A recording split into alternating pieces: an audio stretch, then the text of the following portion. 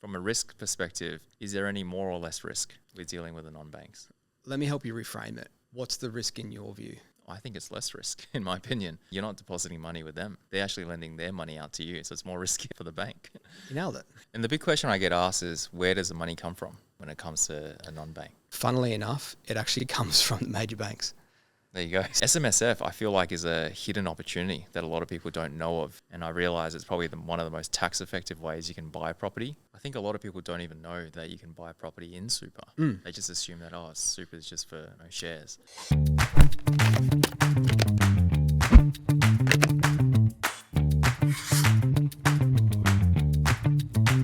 All right, guys, welcome back on the JD Property Brew. This is our first episode for 2026. We've got a very exciting guest today. His name's Brodie, and he's the co-founder of Wealth. So Wealth, WLTH. I had to look at how do you pronounce that. That's it, yep. Yep. On Google, it'll probably say Wolf. But yeah, Wealth. Just my team's always like, how do I pronounce WTLTH? I'm like, I think it's Wealth. Well, thanks for having me, mate. It's very exciting to be here. Yeah, very exciting. So I really appreciate your time as well. I know you flew straight in from Brizzy to come for this podcast, and yeah, very excited because we deal with a lot of non-banks, and as you know, a lot of our customers are looking to borrow money to grow their investment portfolio. Yep. And no better person than to hear it straight from the founder of Wealth. And yeah, I'd love to know a bit more about you, Brodie, in terms of how did Wealth come about and how did you start this business? Because you're a jack of all trades. Thank you, mate. I've got a confession to make, though. I actually just came here to hang out with you, not to talk about non-banks, but I suppose we better do it, being that it's a podcast. So I'll talk you through it. Yeah, let's do it. So a long time ago, that was just me taking the piss a bit. But why did we start Wealth? When? How? Probably not too dissimilar to the experiences that you have right now as a broker that's really prominent in the investment space, is you get frustrated. You get frustrated with different processes from banks, non-bank lenders, mortgage managers, understanding how they operate within their business, how they accept applications, what their policy niches are, and the different nuances. I mean, it's a lot easier today than it was maybe even 5 years ago, with the likes of Quickly, and I've seen that there's that new one, Thrive, that's popped up, and the Broker Bible, and there's all these different resources, and obviously, the evolution of AI and being able to hit up your different LLM that you might use to find out what the different niches are. But what it really spawned from for us was trying to find solutions for our customers. My background is we've owned a property advisory and a finance brokerage for the better part of the last 15 years. Everything we've done in business has always been about the customer first, what their needs are, how do we elevate the experience that they're having. And that came from helping them with modelling of property. We've got our own prop tech tool, Propolytics, which is available in the App Store. Today, property advisors use it across the country, and we built that just so we could model properties for our customers and our clients and our investors. Finance brokerage, we originally outsourced it, and we were frustrated with the brokers we were outsourcing to because we couldn't have control and give that elevated experience to the client, the customer. We built a PFM tool, which was a personal finance manager for our clients to be able to manage their portfolios and then it sort of naturally progressed to, okay, well, we're having all these frustrations with the different banks we're dealing with. At that time, there was banks pulling in, pulling out, turning taps on, turning taps off in the SMSF space. And we thought, well, let's do it. And at that time, I had just finished my Oxford University FinTech program course, and my thesis was on the Australian regulatory banking framework and licensing regime with the restricted ADI licenses, and I was having a look at what was happening in Europe and the UK with the likes of Monzo, Revolut, and thinking, okay, we need to do something in the Australian market, and that's when Zinja and Volt had come to the marketplace, but sounds tongue-in-cheek now. We looked at that model and thought, okay, how can you launch a payments product which is a high interest producing account with nothing on the other side to generate revenue for a business? And we knew lending, that's our bread and butter, that's our background. So we thought, look, let's bring a digital lender to market that sort of walk, talks, quacks, acts like a bank without the need for a banking license. And fast forward 5 years and here I am sitting on a couch with you, chewing the fat. So thanks for having me. Yeah, it's crazy. And how old are you, Brodie? I'm going to be 40 So on you're the not even 22nd of 40 April. yet and you've achieved so much. I feel That's old. incredible. How do you find the time? I have actual ADHD, which I'm diagnosed, late diagnosis at 35. I think it's my superpower because it gives me the ability to do many things at a rapid rate of knots or speed. And my vice is my children and my wife. I've got a really good home structure and really focus on setting up myself for the best success in terms of my routine and how I operate day to day. Yeah, very impressive. Yeah. What about yourself? What's your regime?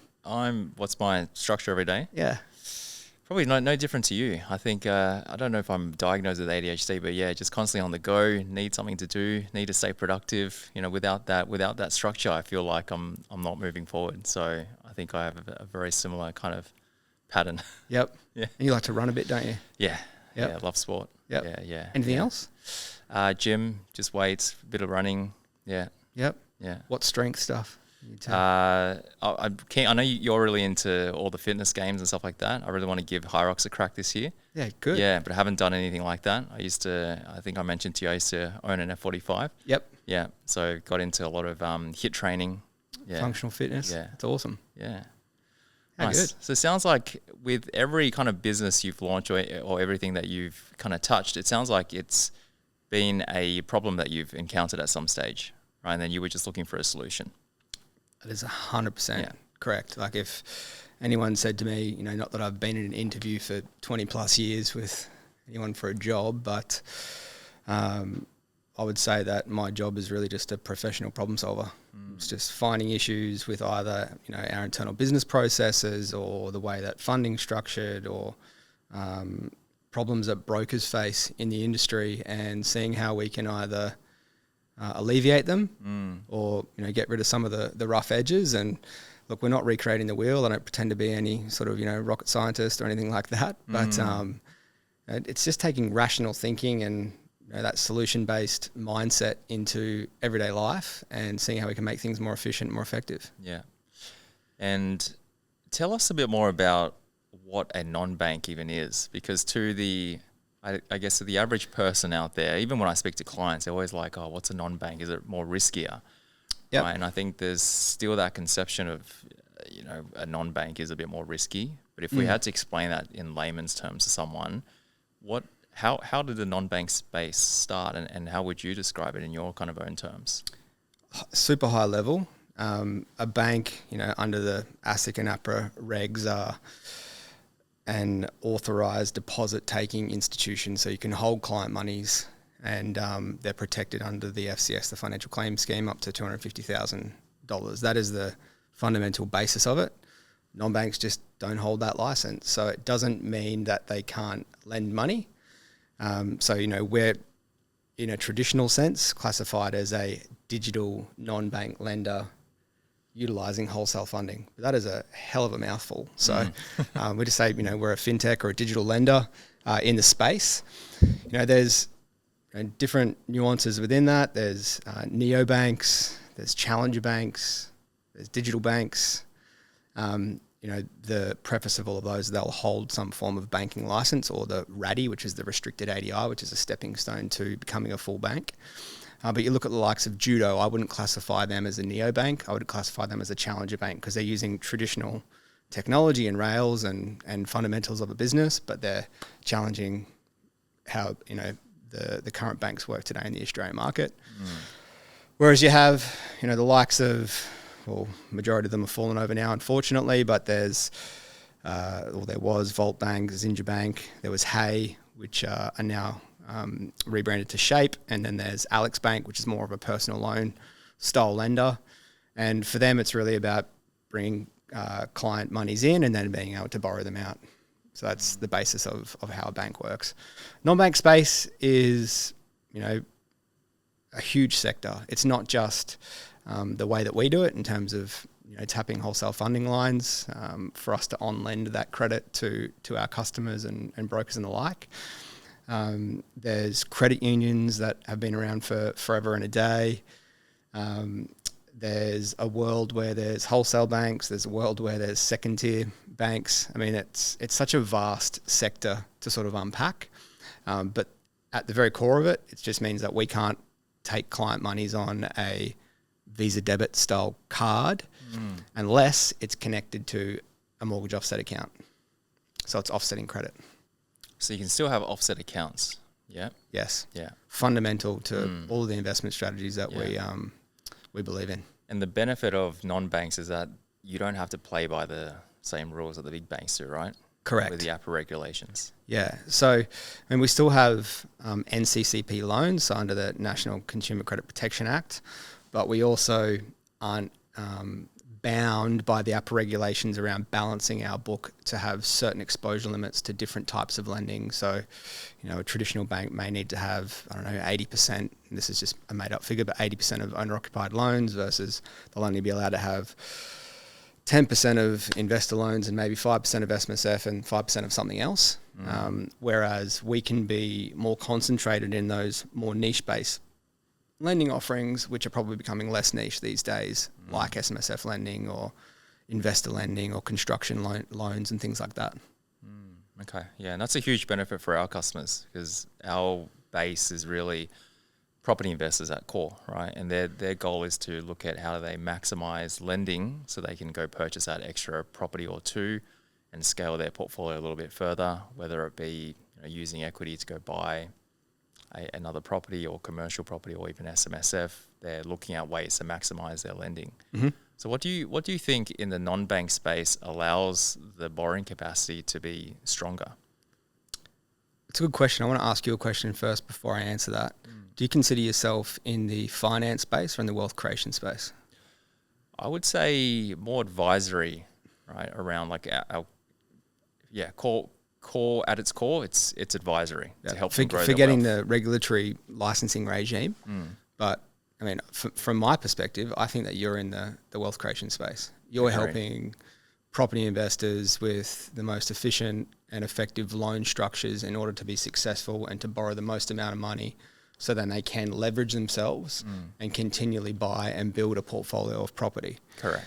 So with that being said, that's our background. That's what we know. That's our bread and butter. We understand how and why a property investor should be looked at from a servicing perspective. And all it is looking at, risk profile. So risk-based pricing. If we're going to be doing a loan at 90% LVR for a residential house and land construction, what are those parameters? What are the checklist items? Working with the wholesale funding source to determine those and try and push it to a fact of proving why we should have higher, servicing rates or lower buffers or the like in order to be able to get the most out of the product. Yeah, because I know certainly from a serviceability calculator perspective, the major lenders, they will usually add 3% buffer, right, to proposed loans plus existing debt, whereas usually most of the non-banks don't have to apply the same buffers. Correct. So that then allows you guys to then service a lot more debt. Yeah. And there's different tweaks to that, like some of the policy and product niches that we'll have is, we won't have that servicing buffer on certain fixed rate products. Why should you? It's a fixed rate for that particular period. Yeah. So, we're always trying to think of different ways that we can help benefit not just the broker in terms of their experience, because we're not always going to win on pricing. That's a fact. We can't compete with a CBA on a standard vanilla 70% LVR owner-occupied home loan and, try and expect to beat them on pricing or cashback offers or the like. But where we can win is, where we're getting to those areas that a bank can only push to, and we can push slightly higher and be more creative and try and think about those different solutions or those different niches where we can help win, then it becomes that win-win relationship between broker, borrower and lender. And I always tell my clients it's never about rate, right? Like in the beginning, it might be rate focused when you go into a major bank, but then I explain it's like a level 1, level 2, level 3, right? We exhaust your capacity with a level 1 bank, then you move up the range, right? You go up to a level 2. You're not trying to get the best rate at level 2 banks, right? You're trying to maximize the borrowing capacity within that range, right? And then you progress further. Yep. And usually at that stage, you're trying to manage more.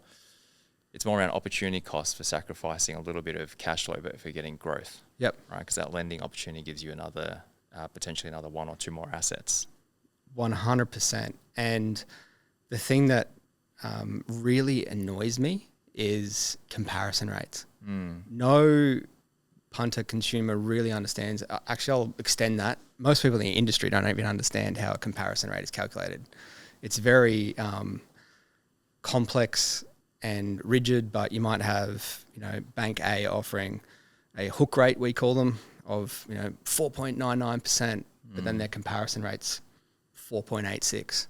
What's included in that? And that's your fee schedules and your monthly fees and all the bells and whistles and product features that add up and make that comparison rate. No one ever talks about it though. No brokers sit there and go, "Oh, you may." I'm don't want to tarnish you, but it's very rare that someone will actually go, "What's the comparison rate?" Like that should be the front rate as opposed to what the carded rate or the hook rate may be. That really grinds my gears, and you see it all the time on comparison rate sites because our consumers love to, I call them barbecue investors, where they get a couple of beers into them, get pretty confident, sit on maybe ChatGPT or head to CanStar Rate City, whatever it might be, your mortgage, and check what the best rate is, and you've got to go through actually selecting the product type and how and what, and most people don't do that. So what gets ranked the highest? The carded hook rate from whatever bank's offering the lowest at that point in time, yet their comparison rate might be 15th.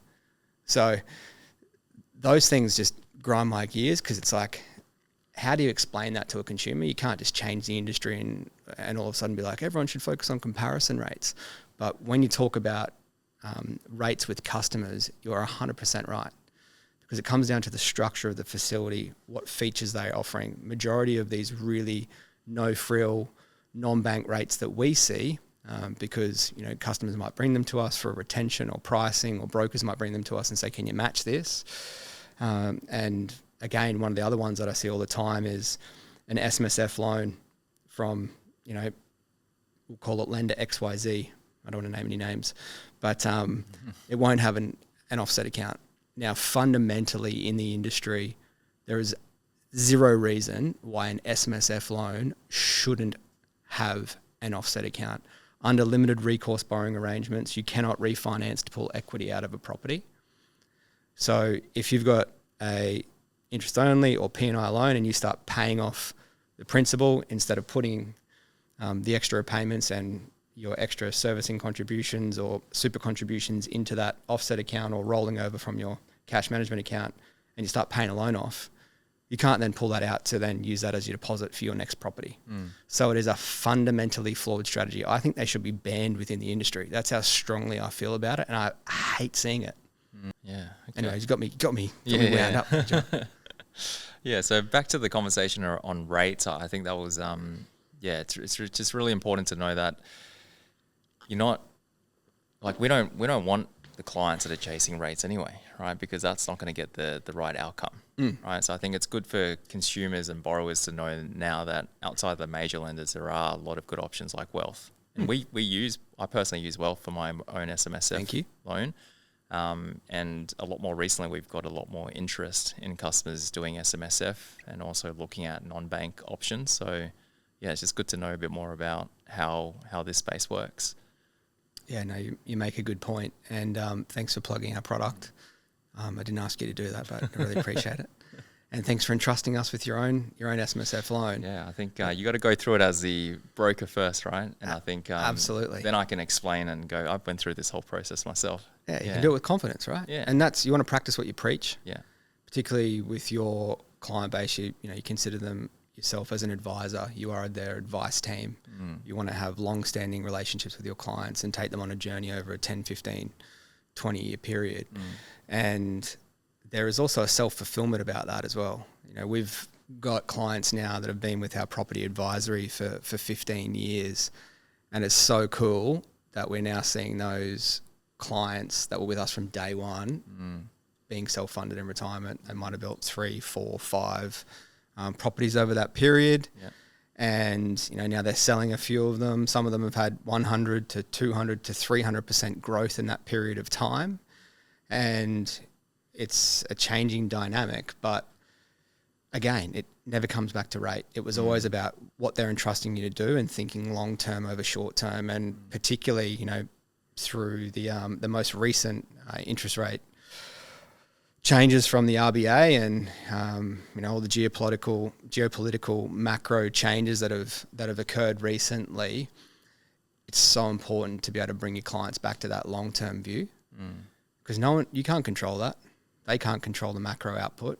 What they can control is today and thinking about what that long-term strategy is. If anyone's trying to get into property for 12 months, 18 months, 2 years, forget about it.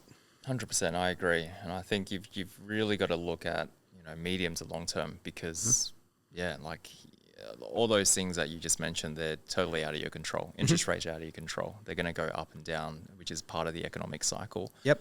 So as long as you can hold your cash buffers, you can focus on increasing income, managing your own portfolio in terms of rental reviews with your properties. You can then try to offset some of that extra cost, right, during rate rises. 100%.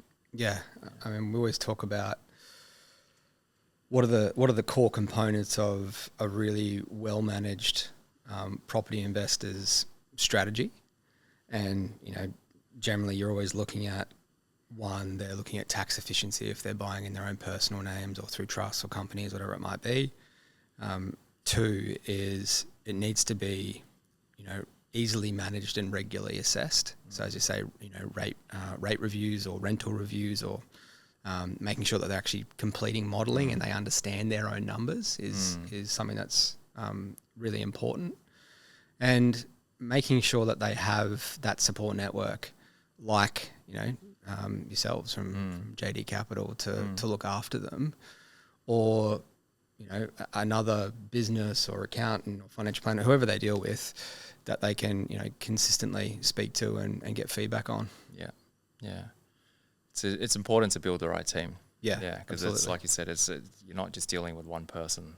The taxation side of things, the property management side of things, the legal side of things, the lending, that all is part of the team. Yeah. And it become quite overwhelming for investors as well. Like you think about that psychological wave that they go through, where they're super excited at the start, and then they start getting hit with fee schedules and proposals and applications, and they're signing this and the conveyancer and extensions and approvals and timelines and stresses, and then they've got to try and deal with their own job life, families, kids. You need to ensure that you're there as that support mechanism and say, look, we're here to take handle. It compounds a lot more when you start to get more properties too. Absolutely. Yeah. Absolutely. 1 or 2 might be okay, but then when you start going beyond that, it starts becoming a process. It does. You need a structure. Yeah. You're an investor yourself, right? You love property, I assume? Yeah. Love, live, breathe it. So you would understand at core what are the needs for a property investor. Yeah, and that also comes through trial and error. Like for myself and my brother, who's my co-founder in Wealth, it's we've had horror stories in property. We've had some amazing wins in property as well, and that's through commercial, industrial, land banking, developing 97 lot townhouse subdivision, and there's different things, luxury houses, commercial, like this. Sounds like you've done it all. Just had a crack at trying different things and working out what excites and motivates us and where we want to spend our effort, energy and time, rather than that full scattergun approach. But nothing replaces experience, and our, I suppose, sort of North Star is to always impart the knowledge from the successes and the failures back to our customer base and our clients, and how can we improve experiences where we felt like we were let down.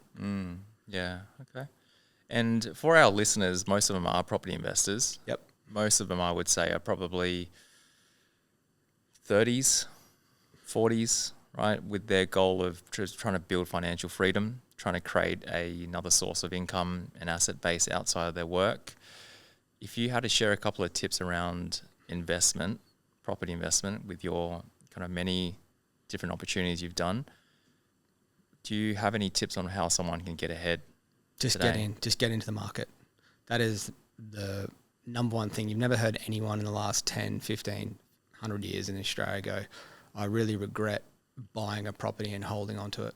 Like, when have you ever heard that? You could have thrown a dart at a dartboard in COVID and you'd be looking pretty decent now. And I'm sure there's a fair few people out there that think they're pretty clever based on the area's timing and all of the above that has transpired. But, you know, it's like that age-old Chinese proverb, the best time to plant a tree is now. Like, you know, it's not can't look at historically of what ifs, what are, you know, who coulda, shoulda, woulda. Just look at, all right, how do I get myself ahead now? And don't compare yourself to others. Don't compare yourself to your mate who's buying, renovating, flipping, you know, $1 million houses, or, you know, units in the northern suburbs or down at Bondi or whatever it might be. Like, think nationally. Think, okay, how can I get into the market? There's a myriad of different finance structures that exist out there today. I mean, we've partnered with a shared equity provider, Zero, Zeroo, and they're trying to help solve the housing crisis from the bank of mum and dad. So we've worked with them on a total loan exposure of 105% LVR.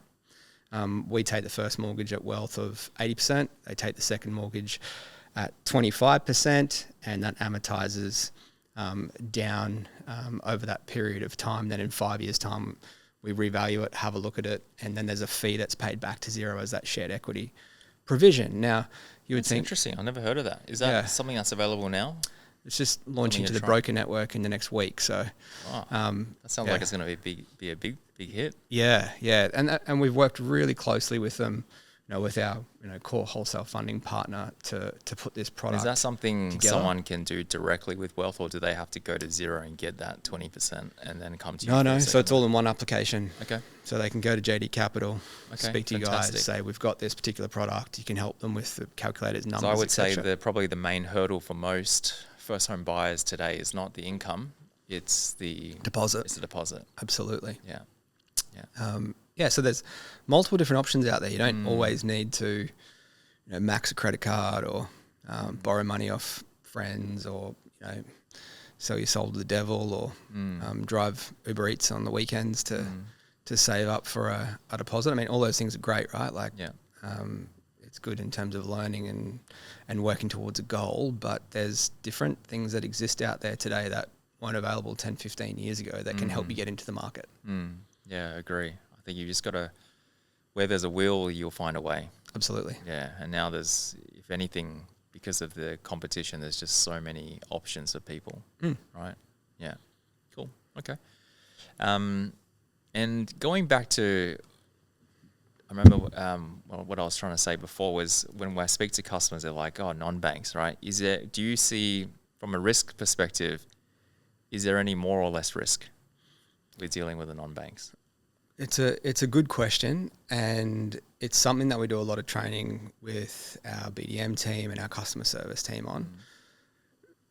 Let me help you reframe it. What's the risk in your view? I think it's less risk, in my opinion, because the money, you're not depositing money with them. Exactly. So I tell them, like, your money's not, they're actually lending their money out to you, so it's more riskier for the bank. You nailed it. Yeah. Like, where's the risk? Yeah. Like, sure, you don't have. It's just funny because customers don't get that. So I think there's a lot of opportunity to educate. There is a lot of opportunity to educate, definitely. Especially now when non-banks, I find the share is growing, right? Because from the loan perspective that I'm doing now, you can just see there is definitely more share going towards non-banks, and I think that's only going to grow more into the future. Yep. And people are getting smarter, right? Like, knowledge is free now. Like, you can find the, you know, most comprehensive studies and reports on locations, areas, finance structures, how to invest, how not to invest. Like, that is all readily available information at the click of a button now. I mean, you can now summarize it and use AI and pull different reports and, you know, whatever it might be. So what I think's now happening is, you know, we've got this explosion in the Australian market around brokers own the market. And why is that?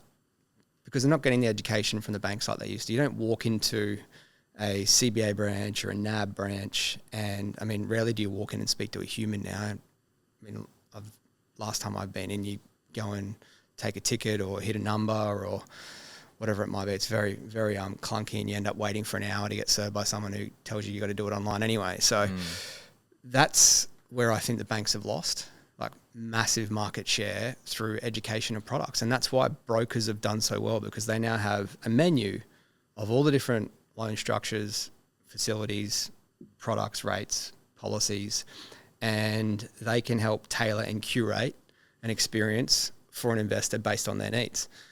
Now, it sounds tongue-in-cheek and cliche, you know, I'm going to have a look at everything and tailor a structure around your suitability. That is a reality. Like, that is a reality for how brokers operate today. And as these other platforms help assist brokers in their role, that then provides an elevated experience back to the customer and the investor themselves as well. So I'm really bullish, and I think that will only continue to rise. I think the banks are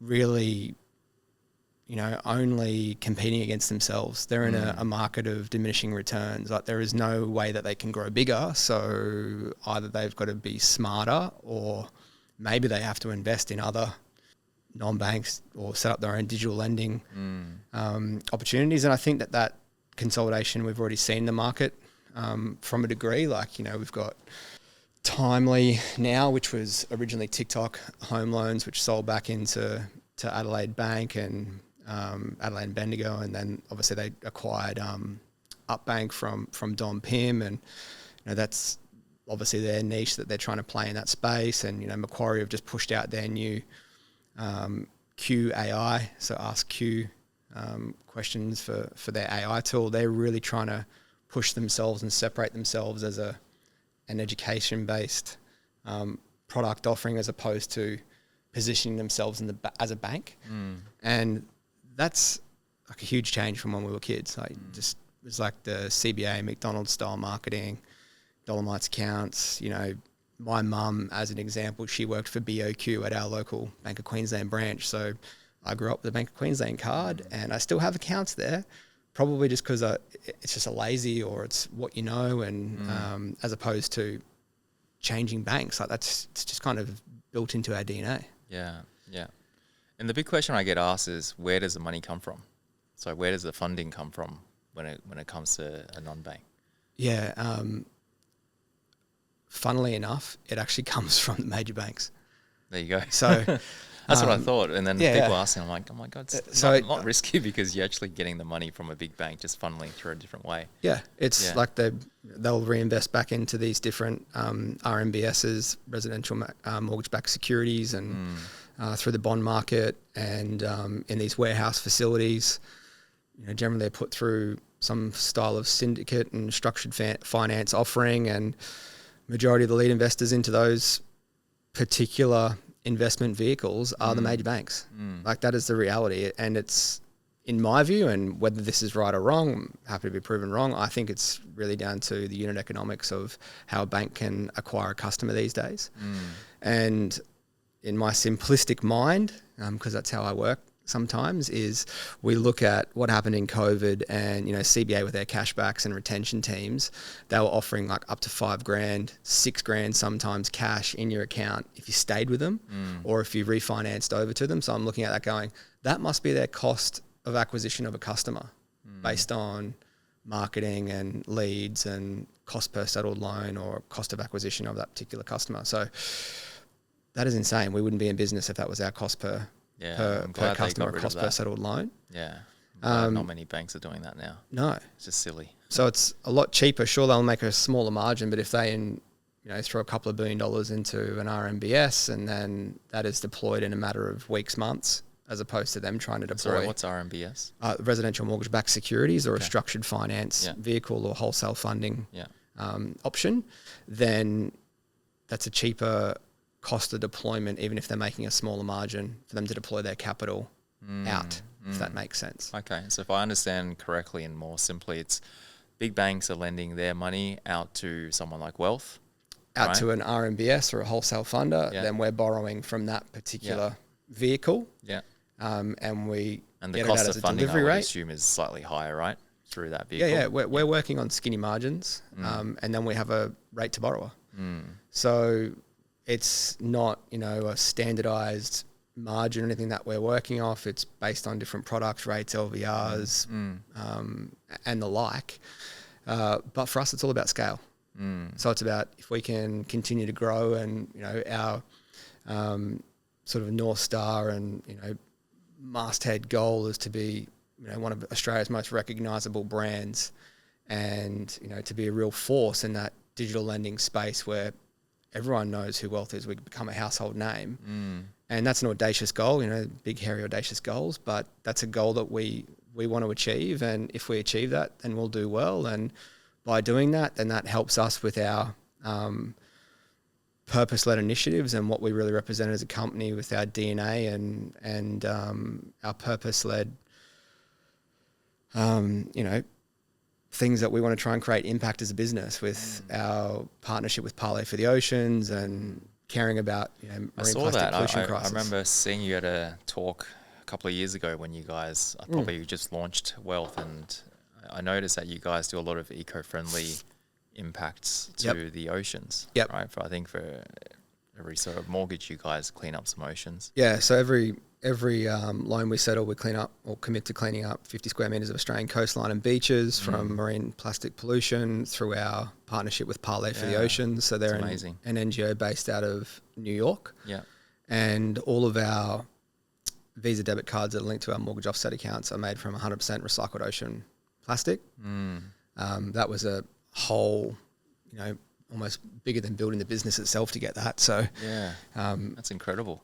Yeah, we're pretty proud of that. Yeah, and for us, it was about, let's build this into the business before the business is launched, rather than having it as an add-on and greenwashing. And we can go into that whole world, but that's something that we're passionate about. And for business, finance is boring fundamentally, right? Like it's numbers, it's spreadsheets, it's looking at how things are structured. It's, I just associate myself with money and the way that things work in that way. So to make you excited and passionate about what you do, well, let's try and give back somehow. And for us, I wouldn't call ourselves Greenpeace warriors or global warming enthusiasts or anything like that. But for us, marine plastic, we grew up by the ocean, sailing, surfing, swimming, life saving. All of our holidays were beach holidays, fishing, and you can see it now. Like I take my kids along the beach for a walk at the sunny coast or the Gold Coast, and I show them the tide marks. And if you look at the tide marks, you'll just see a speckle of microplastics. You'll see blues and reds and yellows and bottle caps, and you can't unsee it. And that is what's killing now our marine life and our oceans and the fish we eat. And now it's been tested that it's in our bloodstream, it's in the breast milk of mothers, and it's an oil-based derivative that's only really been around since the 1950s in terms of plastics. And what is that doing to our generation? Who knows? There's all different research studies going on about different ways it's causing cancers and the like. But if we can do our bit, great. Hey, that's amazing, incredible. Yeah, I truly believe it. Like if you're focused on just growing a business, you got to have fun and have impact along the way. Right. And the fact that you guys are doing it is just amazing. Thank you. Yeah, that's good. And there we have it. I think we've heard from you that working with a non-bank is not more riskier in any way. Right? You're still using a mortgage-backed fund from somewhere, right, which is likely to come from a big bank. But you guys are creating your own products and policies out of that to then create a solution for a particular person or niche. Exactly. Yeah. And for us, it's about offering that bank-level experience, with real-time payments through OSCO or MPP, National Payments Platform, and just signed up to become a CDR registrant, and we want to be on the forefront of open banking. And when that wave comes along, I feel like there'll be a lot more consolidation in the industry where these older players that haven't focused on tech and more recently AI become irrelevant. Like that's what people want. They want a click of the button. They want quick experience. They want 24/7 customer service. Yeah. They want to know what's happening. They want the ability to move, change, swap.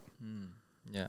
And what would you say is Wealth's niche in terms of customer base? Or any terms particular of niche customers that you guys do more loans on? it's really property investor clients. Okay. That is our core customer base. Do you have a percentage in terms of what you think the book is at? Yeah, 91%. 91%. 91% is Wow. investors. Okay.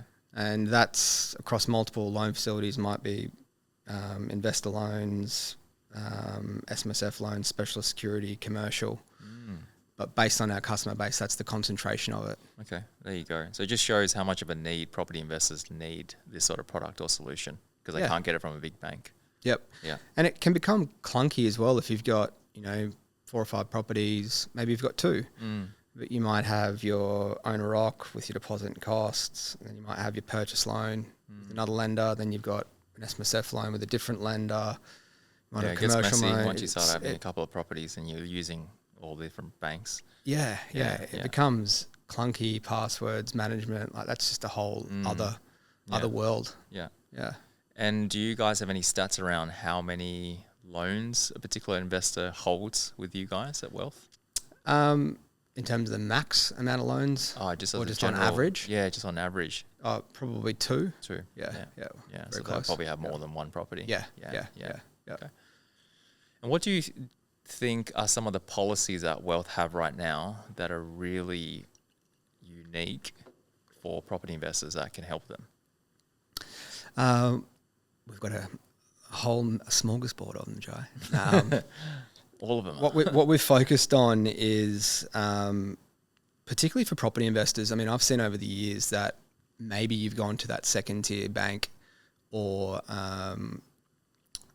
sort of non-bank lender like a Liberty or a Pepper or whatever it might have been to get your owner-occupied refinanced to get the deposit cost out if you'd had like a bad credit event or you might have had the servicing available at a particular time. And we've just relaunched our Easy Refinance product, which now that we've just uplifted our origination system, we can have approval within 2 days, but on the settlement mechanism is something that we've pushed hard on for years to have access to it. And some of the major banks, it's not new, have had access to this rapid refinance mechanism. And what that means is when we get the application from yourself, go through the approval process, usually you would have the discharge authority and get the customer, or you would send it off to the outgoing lender. We tell you to hold on to that. And then we effectively do 2 settlements. One is to pay the loan out plus a buffer before the outgoing lender even knows. So you're taking out that time where some lenders will have 21 day, 14 day, 28 day, gets lost in the internet, email inbox, customer service. We didn't get the discharge authority. And that time period of like sometimes 3, 4, 5, 6 weeks gets lost where you're trying to refinance away from it.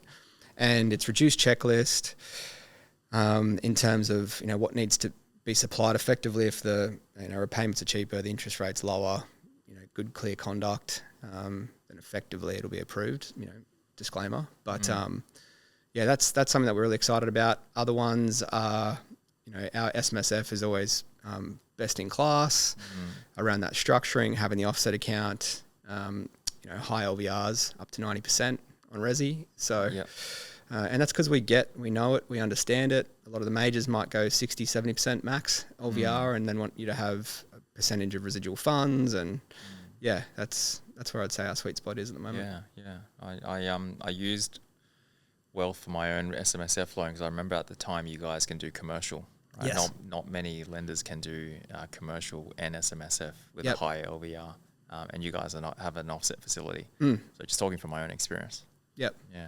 Appreciate that. Cool. Okay, that's good. And where do you see Wealth going over the next couple of years, and also where the non-bank space is going with all this competition? Yeah, I think it's moving really quickly. Like I think for the next 24 months, as I sort of said earlier, I think there'll be a real period of consolidation in this space. Like with other non-banks? Yeah. I think there'll be some banks that swallow up other smaller non-bank lenders. I think there'll be a consolidation of digital lenders in the space. I think there will be a lot of competition around pricing and features. And I think it really comes down to who can communicate and educate to customers the fastest and the quickest, and probably sort of leads me to my next point. I know we've had some conversations, particularly over the last 12 months at different events and things we've been to together about the utilisation of AI, and that for me is something that we've bought into over the last 12 months, fundamentally across the entire organisation. Too. Yeah. Well, we deem ourselves a fintech, so I hope we would have some element of tech focus. But I would love to hear how you're utilising AI across your business to help elevate your client experience. Yeah, it's a good question. I think I'm still trying to navigate what's even possible right now, because it seems to just change every month. It's like you just open up a whole new world of opportunities. Yeah, it's insane. I'll come back to that later. I just wanted to say something about that rapid refi, because it's something we've seen, like I think other banks call it simple refi or a fast refi, something similar wording. It's just crazy to me that it takes 4 to 6 weeks to settle a loan these days, right? It's crazy. If someone wants to refi and cash out equity or get the funds, they have to wait 6 weeks potentially, right? Which is insane.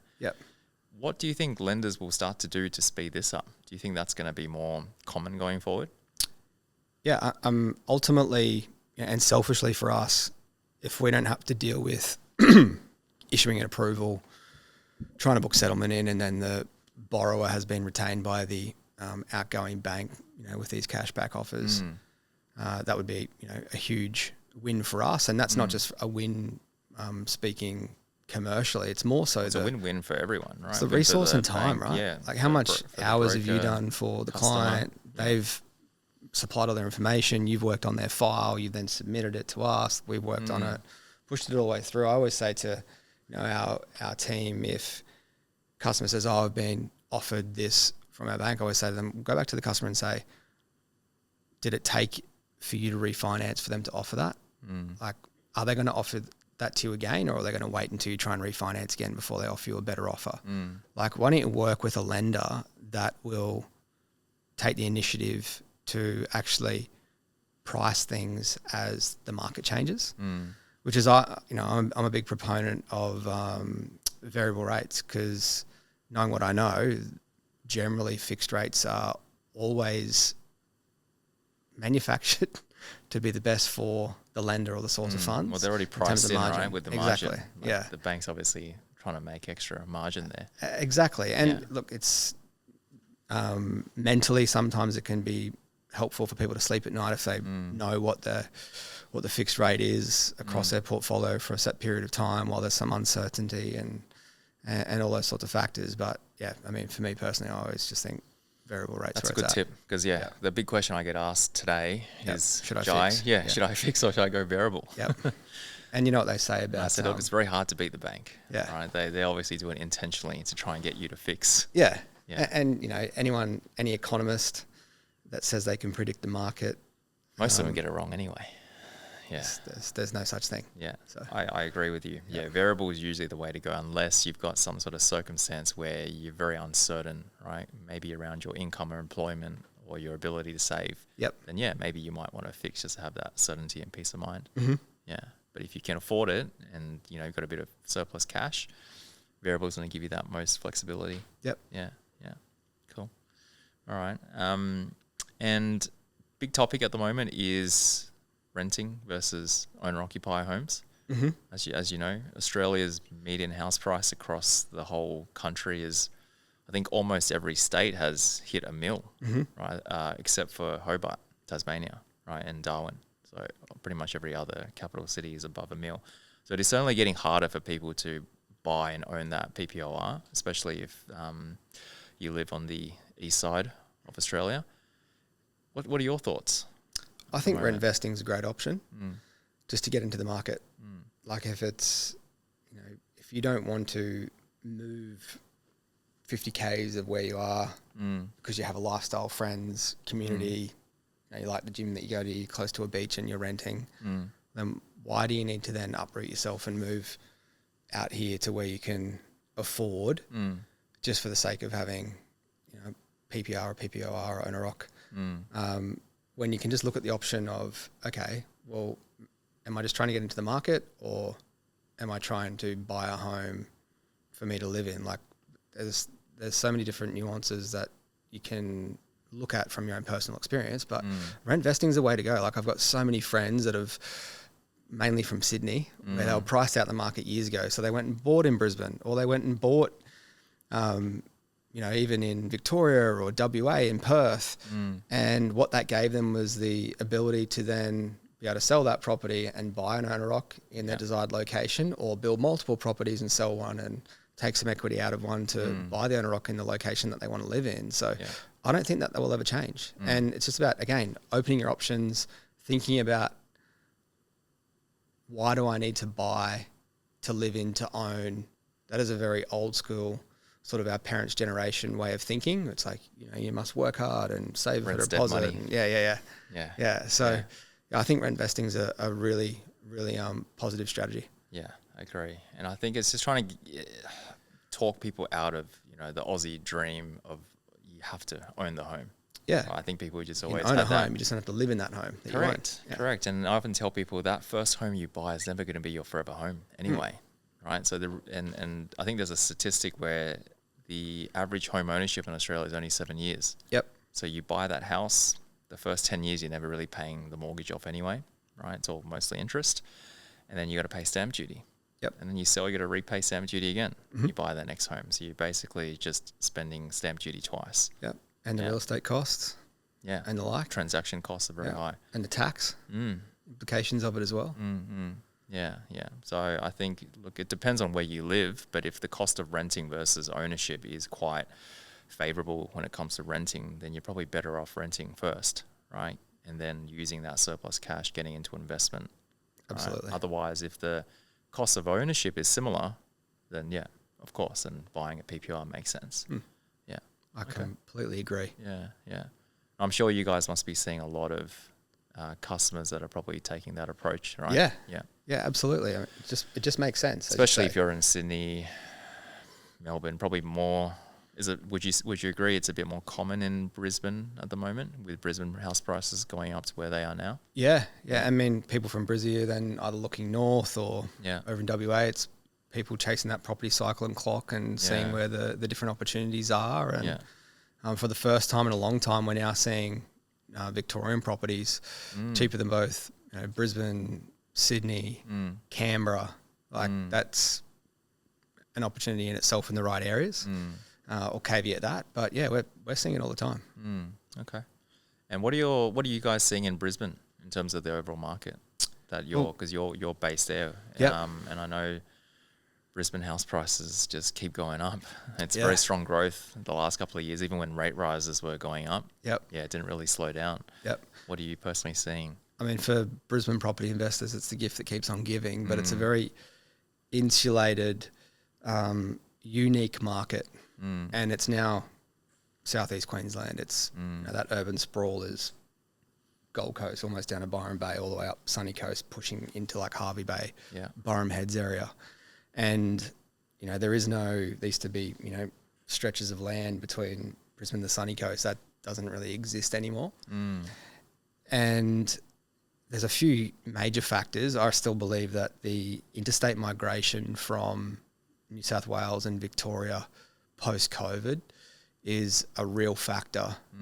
And even if you talk about the overseas migration coming to Australia, majority of people will move straight into Sydney or Melbourne because that's the main two cities that they know about in Australia. And then they quickly realise that the quality of living in terms of traffic, cost of living, schooling, and all of the above becomes too hard or too difficult compared to if they came to southeast Queensland and had a similar sort of environment, because we just don't have those infrastructure issues yet.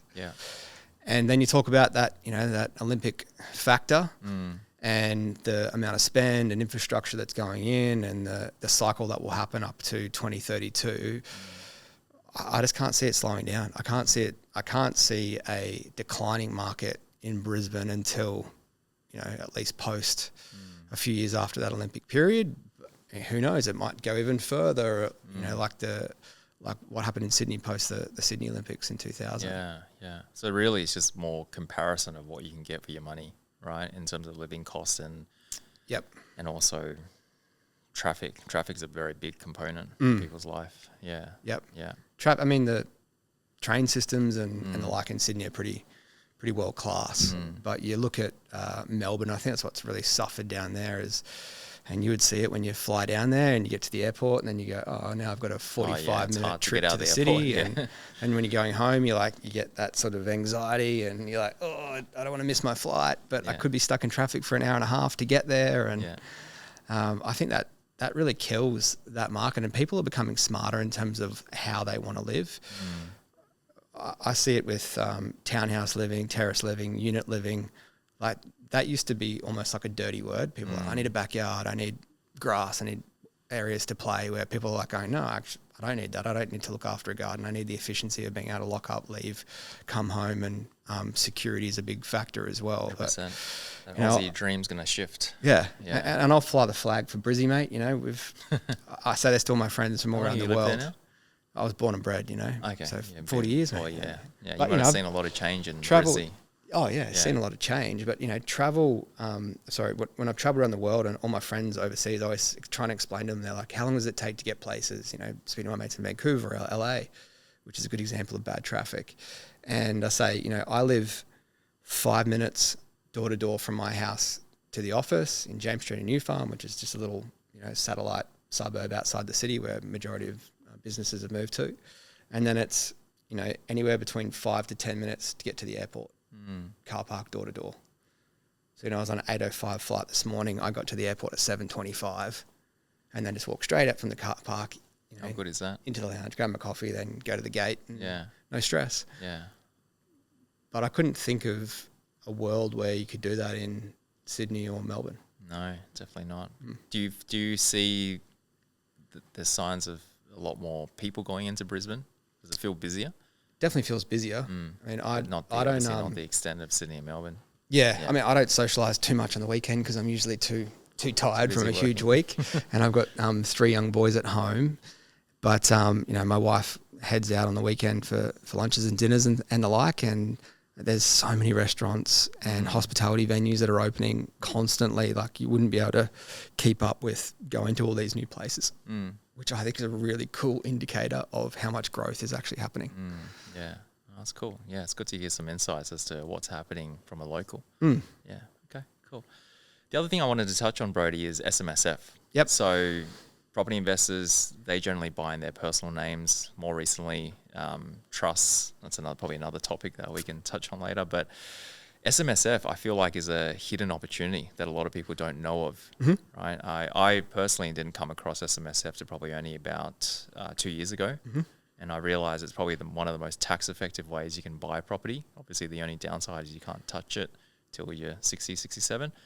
But yeah, tell me a bit more about SMSF. What are you seeing, and also why it's becoming so popular? Because I know you mentioned that SMSF is quite a big part of your niche. Yeah, look, for my personal experience, I always draw parallels to the loss of trust in the major banks, and I feel like a lot of trust has been lost in the major super funds, and that can be, you know, driven or tied back to, you know, the unionism and the investment from a lot of the super funds, and also the type of investment. And, you know, I saw Australian Super came out last week, and they're petitioning to be able to borrow funds straight into the private credit markets, which is a huge deviation from where they've previously been. And I mean, can you imagine if super funds were just investing in like greenfield land developments or buy-to-rent schemes, and how much value that would actually bring to the Australian superannuation market? But that's what it really comes down to. Australians have an affinity with property. There is a solution, and we're really lucky that the government at that time put in place self-managed super funds where we could leverage your retirement savings against a vehicle that is worth so much more. And, you know, Archimedes said, give me a lever long enough and I can lift the earth. And that is literally what you're doing with your superannuation. Like, you can have 100 grand in super, you can make 10% return, and you got 110 grand plus your contributions for that year. Or you can take 100 grand in super, buy a $400,000 property. This is probably talking numbers 10 years ago. But if that goes up by 10%, that's 40 grand. Yeah, it's leveraged.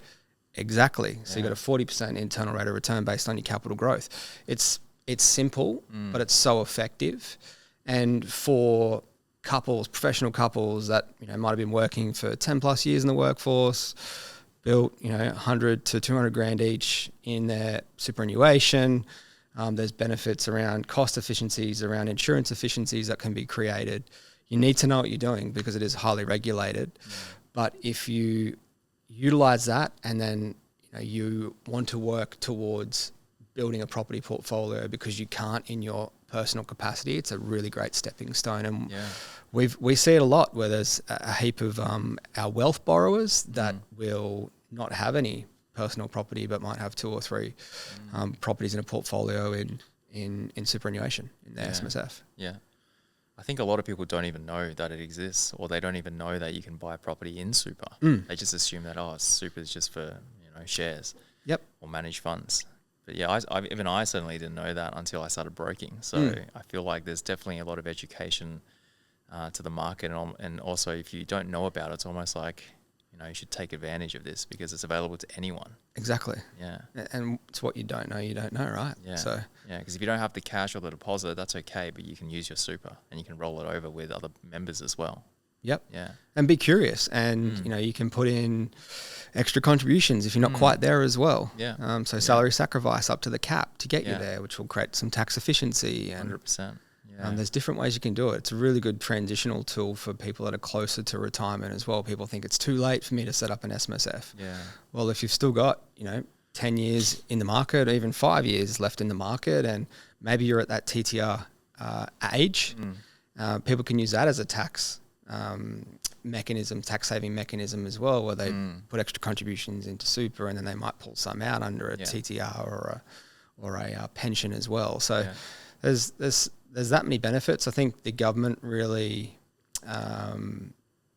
shot themselves in the foot when they talked about some of the changes to the superannuation scheme and the way that they were going to tax on different assets, but it seems to have simmered more recently. So let's hope that stays and holds true. But it is a pretty awesome opportunity. Like if you try to explain that to someone in the US or the UK or anywhere in Singapore and said we can leverage our retirement savings to buy property, they're like, what the hell? Like that? How do you do that? You're like, well, it's just an option that we have. So learn about it. Be curious. And the fact that it doesn't need to service off personal income, right? It's Yes. just off your contributions. Yeah. Right. And the proposed rent. That was something that I thought was pretty crazy. Yeah. And it's also really good for, you talk about people that are in our age category that are thinking of having children. One partner might stop working for a couple of years or a year or 6 months for maternity or paternity leave. Let's not forget about those dads. Where they could look at property investment still in their superannuation, because as long as one party's still earning contributions and they've got the balance to support it and you still have that rental return, then generally it's, I wouldn't say property's positively geared, but it's positively geared if you're utilising the contributions from your employer at those super contributions. So it's a really risk adverse strategy as well. Like there's not a lot of risk. You never really hear of super funds going backwards or unless it's the wrong type of investment or untenanted property or the like. But it's quite rare that we see it. Yeah. Okay. Oh, that's great. Yeah. Really good to know. And why do you think the big banks stopped doing SMSF? One was around regs. They used to be the ones that were doing it, but now it's almost like I don't think there's any major lender doing SMSF lending. All the lenders that we're using now are non-banks. It's the regulations. I feel like the Royal Commission really scared a lot of the banks around them selling financial products to customers and the cross-selling of lending and approved products under the AFSL and licenses and wealth products. But fundamentally it comes down to the APRA regulations around balancing their portfolio. And again, the frustration that we had when we started ideating and thinking about wealth was we were sick of these banks turning taps on and off and on and off, and you were never ensured that you could get a client's loan approved and settled before the bank turns around and turns things off. So that's when we started researching. Yeah, it is. It is. Like things can be turned off tomorrow, like policies can change overnight. Even an approval, even a formal approval can change up until settlement if you really read loan docs. So what that says, to me is, why do you want to be dealing with an institution that potentially will do that based on them trying to balance a book or a portfolio to suit themselves? We saw last year CBA just price creep the hell out of their SMSF lending to try and churn their book away. Wow. Let's just get more margin while we can, and we'll lose some clients, which will balance our book up a bit more. But that is like fundamentally commercial suicide in our view. Like, why would you want to do that? And then these poor customers that are paying 9s, 10% because their bank didn't want their lending anymore. Crazy, mate. Crazy. Yeah, we're reviewing quite a lot of SMSF refinance opportunities, and I just look at the rates that people are on now. It's pretty crazy. Yeah, there's huge efficiencies to be gained by looking at it, and because it sometimes is a bit of definitely a big market for refinance opportunities. Massive market for it, and because it's a bit of a set and forget strategy in regards to, you don't see the personal, after tax cash flow effect of that you do with a direct investment property. Yeah, you're not counting every penny. Most people don't touch that loan for probably an administrator. Many years. Yeah, you got an administrator. You've settled the loan. You got the property. All right, let's hold on to it for 10 years. I don't need to review my SMSF loan. Absolutely you do. You could be saving 200 to 300 basis points in some examples, like 2 to 3%, which can be, that's your retirement savings. Don't forget that. So it's good to be conscious, good to speak to your broker about it and find out, even if they just do a quick financial health check and rate review for you. So if you have an SMSF loan, then definitely look into opportunities to refinance if your rate's very high. Yep. Yeah. All right. Well, Brodie, thank you so much for joining today. I think we've covered off quite a fair bit, talked a bit about non-banks and how that works, and you've definitely explained how not risky it is compared to using a major bank. Some tips that property investors can leverage, SMSF lending options, where wealth is going to the future. Sounds very exciting. We'll have to get you back on next time to talk about AI, because I'm sure that's a very, very big topic, and how people are using AI in both business but also personal life. That's definitely going to be the big topic, I think, for this year. Yeah, absolutely. Yeah. But no, it's been great. Amazing. Thank you, Brodie. Pleasure's all mine, my boy. Thank you very much. Great. Awesome.